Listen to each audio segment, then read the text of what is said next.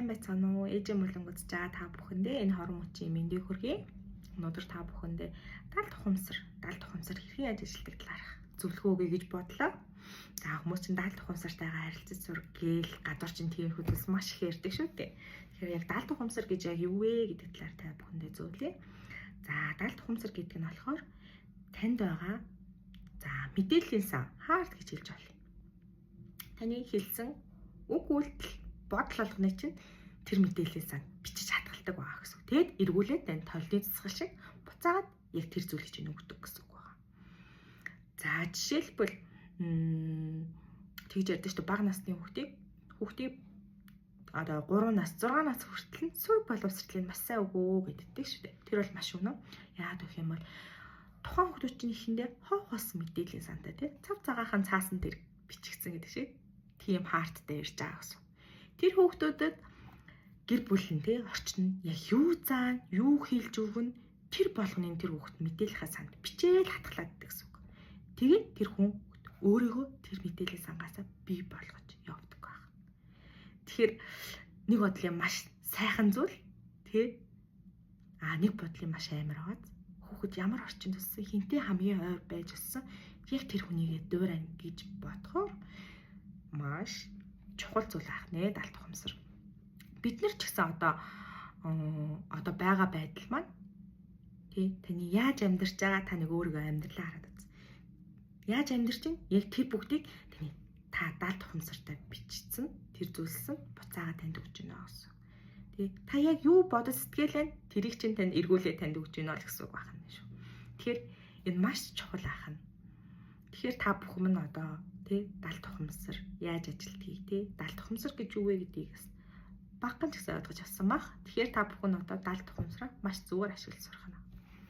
За жишээ нь юм бол та муухай юм сонсоол тий гэл хараалах юм бол тэр бүгдийг чинь далд ухамсарын хамгийн сул тал нь юм бол таны төсөөлөл бодит байдал хоёрыг ялгаж чаддгүй. Таны хэлсэн үг төсөөлөл бодлыг бүх зүйлийг чинь бичиж аваад танд эргүүлж өгдөг. Тийм учраас та муухай зүйл үзээл тий зүгээр сонсоол хараал явах юм бол тэр бүгдийг танд амьдрал чинь тохиолдуулж энэ муухай зүйл үзээд муухай зүйл хэсэд байгаа минь энийг буцаад өгч гээл далд ухамсар чинь таныг тэр гэж биеэр чинь үйлдэлэр чинь үйлдвэрлээл гэдэг гэсэн үг.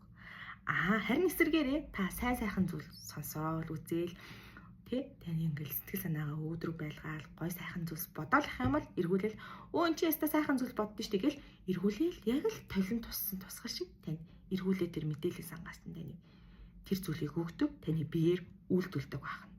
Таны гарч байгаа амнаас гарч байгаа үг бодол чинь маш чухал ахна. Гэдгийг сайн анхаараарай.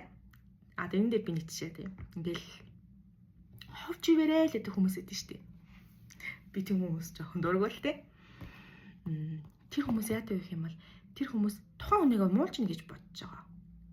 Гэтэл одоо амнаасаа муухай гаргана штэ. Тэр амар сонин штэ. Гэл тийм үг гарангууд тэрийг хамгийн түрүү шин сонсож байна. Та өөрөө сонсоод байгаа гэдгийг юусэн мэддэг байхгүй. Та өөрөө сонсож байгаа. Тийм учраас та тэр үгийг өөртөө хэлээд байгаа гэсэн үг. Тэнгүүд таны далд ухамсар тэнийг бичээл ав. Тэнгүүд таныг ийм сонин штэ гэдэг үзлээ. Энэ хүн өөрөө ийм сонин байхыг хүсэж байгаа юм уу те? Таныг өөрөөртөө тэр сонин авир юу гэдэг. Тэр бүгд чинь гаргуулдаг гэсэн үг. Тэгэхээр хов ярих нөгөө хүндээ юу биш байхгүй юу? Тэр хүний муулаа тэр хүний энергиээс аваад тэр хүн доошоо орно гэсэн үг. Юусоо биш. Харин та эсрэгээрээ өөрөө яад бол тэр үгийг хамгийн түрүүлж та сонсож байгаа гэсэн үг. Тэгэхээр хов яр шаал дими ахна шүү дээ. Та өөрөө өөрийгөө л балж гин гэсэн үг байна. Тэгэл та яг тэр хэлсэн үг шиг л болно гэсэн үг. Бодсон бодол шиг л болно. Харин эсрэгээрээ нөгөө хүн чинь уулам дээшлээл юу таны тэр зарцуулж байгаа энерги чинь эсрэгээр нөгөө хүмүүст гой сайхан болгох гэж. Тэгвэл тэр хүмүүсийн амьдрал тий сайн сайхан болов л дээшлээл гэсэн үг. Тэгэхээр хов ярих маш осталтай айхан шүү анхаараарай. Тэгэхээр далд ухамсар ингэж ажилладаг байна. Тэр мэдээллийн сантанд яг л толны цэцгэл шиг.